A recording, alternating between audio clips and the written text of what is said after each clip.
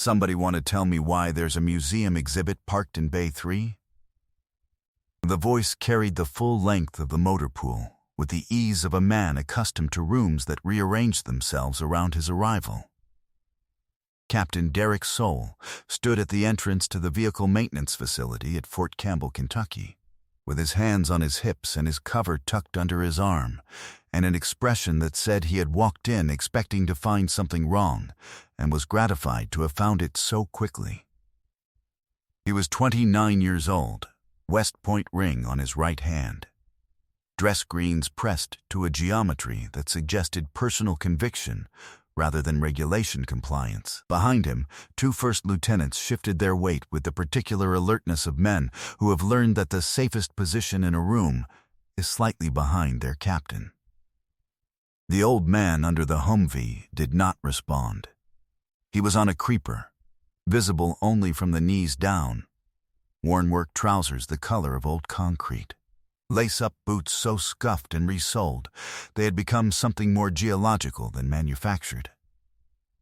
Beside him on the oil-stained floor, arranged with a precision that contradicted their age, was a set of tools. Not the standard issue kit from the Army supply system. His own tools. A socket set in a tray worn smooth at the edges. Combination wrenches hung on a pegboard strip that he had clearly brought himself. A torque wrench in a leather roll that had cracked and been oiled and cracked again across however many decades of use. The tools of a man who had made a private religion out of knowing exactly how things worked and keeping them that way. "Hey," Soule raised his voice. "Whoever's under that vehicle, I'm talking to you." A pause.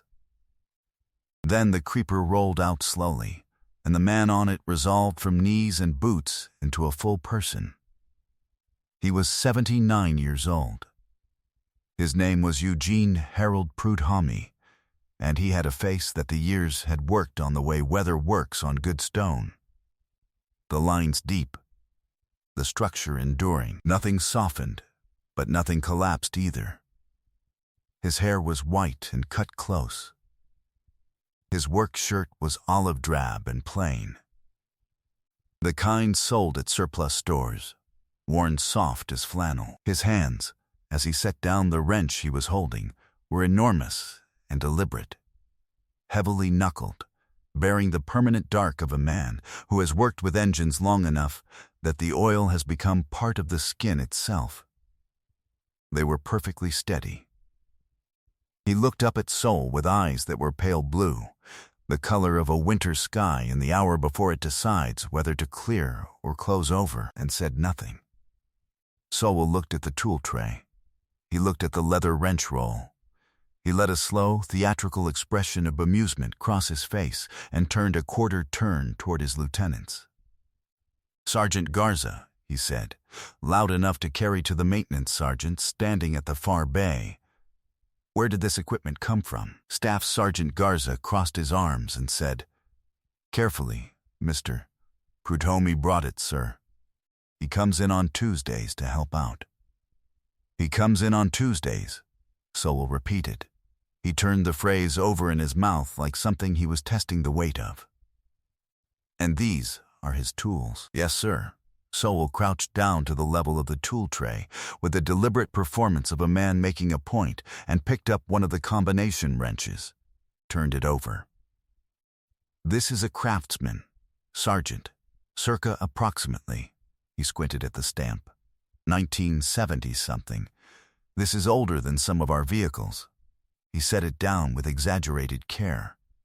"This is older than me." A short sound from one of the lieutenants. Not quite a laugh. The precursor. "Sir," Garza said, "Mr. Prudhomme's been—" "I know what he's been doing, Sergeant." Soule stood.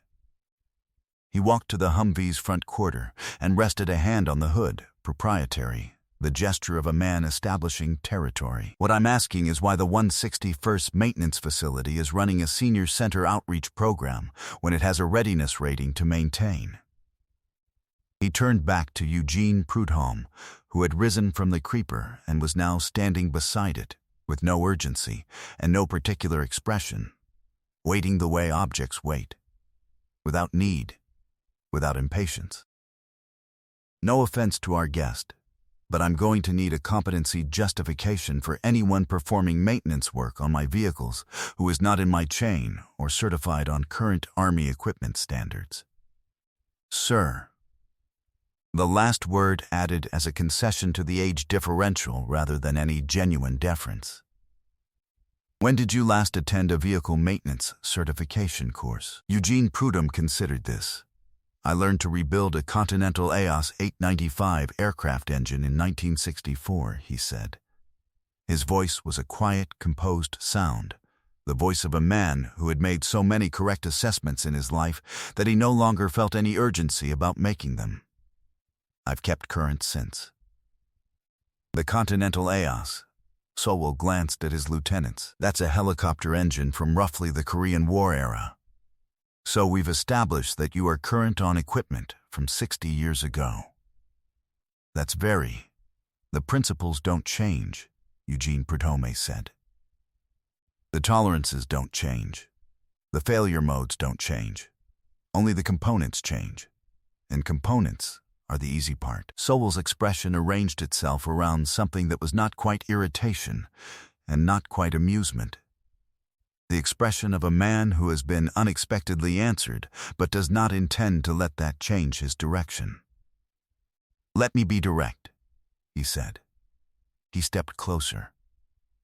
I don't doubt that you were good at this once, but this is a forward-ready vehicle fleet, and I have a readiness inspection in 11 days, and what I cannot afford is... He reached down and picked up the leather wrench roll, held it up, unrolled it partially so the wrenches inside were visible in their cracked leather pockets, the oldest ones worn silver at the handles. Antiques in my motor pool. Regardless of their sentimental value, he set it back down on the tool tray, not carefully this time. The motor pool vanished. The fluorescent hum cut out, replaced by the enormous wet percussion of rotor wash, the sound of a Huey at low altitude. The sound that in 1966 meant either salvation or the end of something. The smell of hydraulic fluid and aviation fuel displaced the motor oil smell of Fort Campbell's Bay 3. And the Kentucky summer became the absolute blanketing heat of the Mekong Delta in August. The kind of heat that made the air itself feel like a physical substance you had to push through. He was 23 years old. Eugene Prudhomme in the year 1966 was lean and dark-haired and had been awake for 31 hours, which was not unusual. He was crouched on the riverbank beside a A1 Iroquois that had gone down hard on its port skid and was resting at an angle in 6 inches of brown water at the edge of a tree line that had been shooting at them intermittently for the past 22 minutes. The 4 wounded soldiers from the downed aircraft had been moved back from the waterline. One was not conscious. 2 of the others were watching the tree line, with the focused, minimal movement attention of men who have been shot once and are working hard to prevent a recurrence. Eugene had his father's wrenches. He had brought them to Vietnam in the same canvas bag his father had brought them home from the Pacific, because his father had told him. A man's tools are the extension of his thinking. The quality of the tool is the quality of the thought. His father had learned to work on Liberty ships in the New Orleans yard before the war, and had taught Eugene by putting his hands over the boy's hands on the wrench and saying, "Feel where it wants to go. The tool knows. You just have to listen." He listened now. The tail rotor gearbox had taken a round. The main rotor system was intact. The fuel cell was intact. The skid was bent, but not failed. He had a warrant officer named Delaney sitting in the co-pilot seat of the second aircraft on the far bank, who was either the bravest man Eugene had ever worked with or the most reckless, and at this particular moment, the distinction did not matter. He worked with both hands in the engine compartment while the tree line continued its intermittent commentary. He did not hurry. Hurry was how you got it wrong, and getting it wrong meant the men stayed on the bank and nobody went home. His father's wrenches moved through the gearbox housing with the sure confidence of tools in hands that know them, the worn handles fitting his grip the way they had fit since he was 15. A round hit the bank 6 feet to his left and threw a spray of brown water across the engine cowling. Eugene kept working. 43 minutes later, both aircraft lifted off and turned north. All 4 soldiers were aboard. The tree line fell away below them, and the delta opened up in the long, flat geometry of everything that had almost kept them. He did not know, on that flight back, that a president would put something around his neck 14 months later. He knew only that Delaney was flying, and the aircraft was holding, and his father's wrenches were in the bag at his feet, and all 4 men were breathing. The motor pool came back. The fluorescence. The smell of oil and concrete. Eugene Prudhomme blinked once, the way a man blinks when returning from a great distance. And the creeper was still beneath him, and Sowell's maintenance log was still open, and the wrench roll was still where it had been set down. His expression had not changed. His hands had not moved. But something in the quality of his stillness had become heavier, had acquired a density that the room seemed to register without being able to name. She was 22 years old, 14 months in the Army, assigned to the motor pool as an administrative specialist. She watched Eugene Prudhomme's face when the wrench roll was put down that way, not slammed, not thrown, but set down with that precise, dismissive finality. She watched the old man's face not change. She watched his hands stay still. She thought about the Tuesday mornings she had spent in this bay over the past 6 months, watching him work, the economy of his movements, the way he could listen to an engine idle for 45 seconds and tell you 3 things wrong with it before he touched a wrench. She thought about the afternoon he had sat on an overturned bucket and shown her, without being asked, how to read a torque specification against an engine's actual condition rather than just the number on the chart. And she had understood immediately what he meant, and he had nodded as if he'd expected nothing less. She thought about the wrench roll, the way he had shown it to her once, opened it on the workbench with the careful attention of a man showing something that mattered. How the oldest wrenches had been his father's, and his father had carried them home from the Pacific in 1945 in a canvas bag, and Eugene had learned to use them before he could read. How the leather had been replaced twice. How the tools themselves never had been. She thought about something else he had said that same afternoon, when she asked why he kept coming in on Tuesdays when he didn't have to. He had been quiet for a moment, the way he was quiet when the question deserved a real answer. Then, he had said, because a man who spent his whole life keeping things running doesn't know what to do when nothing needs him. He had said it without self-pity, simply as a fact of engineering, the way he said everything. She stepped away from the doorframe. "I need to check something at the supply desk," she said to no one in particular, and walked. She went past the supply desk without stopping and pulled out her phone in the hallway and called the motor pool's administrative line, which connected to First Sergeant Douglas Webb, who was not a patient man but was a thorough one, and whose thoroughness she had trusted on 3 previous occasions to do the right thing with information she brought him. "Webb. First Sergeant. This is Specialist Okonkwo. I'm sorry to bother you, but Captain Sowell is in Bay 3 with Mr. Prudhomme, and he's First Sergeant. He's handling Mr. Prudhomme's tools, and he's telling him he can't be in the facility, and I thought you should know because Mr. Prudhomme's name is..." She stopped. Steadied, "His name is Eugene Prudhomme, First Sergeant." The silence that followed stretched for so long that she checked the screen. The call was connected. 5 seconds. 6. When First Sergeant Webb's voice came back, it was a different voice, not louder, but denser, moving at a different speed, with the tight focus of a man whose priorities have just been completely reorganized by a single piece of information. Spell that. She spelled it. A pause that was not empty but working. Okonkwo, listen to me carefully. You go back into that bay, and you do not let anyone move Eugene Prudhomme. You do not let anyone escort him out. You do not let anyone touch his tools. And you do not let the captain know you called. Can you do that? Yes, First Sergeant. Good. The line didn't close. She could hear him already moving. His voice pulling away from the phone. Get me the installation commander's office. Right now. No, not his aide, the man himself. Tell him it's about Eugene Prudhomme. Yes, that Prudhomme. She went back to the doorframe. She picked up her clipboard. She watched. In the installation commander's office, Brigadier General Lewis Carver was signing logistics documents when his aide came in and said something in a voice pitched for him alone. General Carver put down his pen. He looked at the wall the way people look at walls when what they are seeing is not the wall. Get me Major General Stanhope, he said.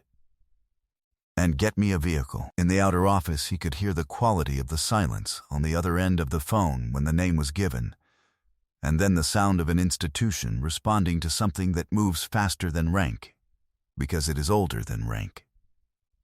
Major General Patricia Stanhope was in a readiness briefing at 3rd Army Headquarters, 40 minutes out, when her aide-de-camp walked to the front of the room and bent and said 4 words. The briefing stopped. She looked at the assembled officers. We'll resume this at 1400. She was putting on her cover before the room stood. In Bay 3 at Fort Campbell, Captain Derek Sowell had reached his 3rd stage. He had produced a maintenance log and was making entries in it with the pointed deliberateness of a man converting an interpersonal confrontation into an administrative one, which is a particular species of institutional aggression that leaves no bruises and a clear paper trail. He was noting, aloud, the presence of non-standard equipment, the identity of an uncertified civilian performing maintenance functions, and his intent to have the matter reviewed through proper channels. Eugene Prudhomme stood beside the Humvee and waited. His hands were at his sides. He had not argued once, had not pleaded once, had not retreated an inch from the space he occupied, but had not expanded into it either. He was simply there, with the absolute, settled presence of something that has been in its place long enough that moving it would require more force than the landscape could provide. The sound came first through the concrete floor, a low vibration, then the growl of vehicles pulling onto the motor pool approach at a pace that communicated intent. Then an engine cutting. Then another. Then the heavy double door of the facility entrance swinging open with a bang that was not violence, but was not casualness either. Sowell looked up from his log. 4 soldiers entered in dress greens, taking up positions on either side of the bay entrance with the quiet precision of people performing a function they have rehearsed. Behind them, First Sergeant Webb, whose face wore the expression of a man who knows exactly what is about to happen and is making careful choices about where to direct his eyes. And behind him, filling the bay entrance with a presence that had nothing to do with physical size, Major General Patricia Stanhope. 2 stars on each shoulder. Ribbons dense enough to constitute a biography. She was 57 years old and moved with a particular deliberate economy of someone who had been in difficult rooms on multiple continents and had stopped spending energy on anything that wasn't essential. She walked into Bay 3 and her eyes moved once across the space, took in the tools on the floor, the Humvee, Sowell's clipboard, the open wrench roll, and settled on Eugene Prudhomme and did not move again. She walked directly to him. She did not look at Sowell, did not acknowledge the lieutenants, the clipboard, the maintenance log, any of it. She walked the length of the bay in 12 measured steps and stopped in front of the 79-year-old man in the olive-work shirt with the enormous, oil-dark, perfectly steady hands. And she looked at him the way you look at someone when you have known their name longer than you have known your own rank. She saw the wrench roll on the tray. She saw the way it had been set down. Her eyes moved to Sowell. He had gone the color of old concrete. Major General Patricia Stanhope drew herself to her full height, brought her right hand up, and delivered the sharpest, most breathtakingly precise salute that Captain Derek Sowell had witnessed in 6 years of commissioned service, directed without ambiguity at the man in the work clothes standing next to the creeper, the man whose tools had been called antiques, whose competency had been questioned, whose presence in a maintenance bay on a Tuesday morning had been treated as an administrative problem requiring documentation. The salute held. 1 second. 2. 3. A collective stillness moved through the bay so complete that the only sound was the idle hum of the fluorescent overheads and the faint tick of a cooling engine somewhere in the back. Sowell's clipboard came down to his side. Major General Stanhope lowered the salute and turned to face the room. When she spoke, her voice had the carrying quality of someone who has been trained to be heard over engine noise and has never entirely turned that off. "Captain Sowell," she said, "are you familiar with the name Eugene Harold Prudhomme?" Sowell's mouth moved. "No, ma'am." "No," she said, not inflected as surprise, as confirmation of a thing already understood. Eugene Harold Prudhomme was drafted into the United States Army in 1963. He served 2 tours in Vietnam as an aviation mechanic with the 1st Cavalry Division, Airmobile, the first air assault division in Army history. He kept aircraft flying in conditions no technical manual anticipated. When helicopters went down, he went with the crews to recover them, under fire, because he did not believe in leaving equipment or men behind. She paused. On the 14th of August, 1966, a U-1 Iroquois, carrying 4 wounded soldiers, went down 11 kilometers inside enemy territory. Every officer in the command structure recommended against a rescue attempt. Eugene Prudhomme did not wait for a second recommendation.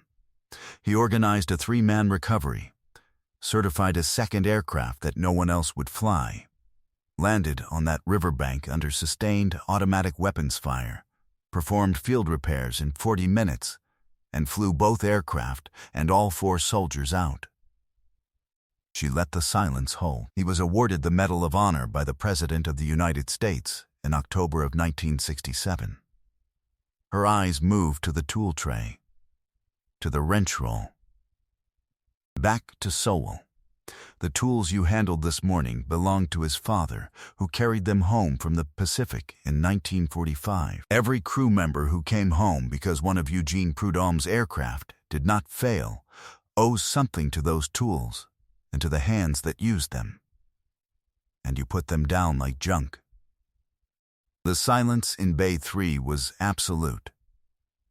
Captain Sowell's face had undergone a transformation that had nothing to do with composure and everything to do with its absence. He looked like a man who has been shown, very suddenly, the full dimensions of a room he thought he knew, and found it to be something different in every direction. The formal action was swift and proportionate. Captain Sowell received a written counseling statement, a mandatory reassignment to the installation's leadership development program, and a review of his supervisory responsibilities pending completion of that program. The Army handles these things with the careful precision of an institution that has been doing it for a long time. Then Eugene Prudhomme walked across Bay 3 to where Captain Sowell was standing. He moved without theater, without hurry, with the same even pace he brought to everything.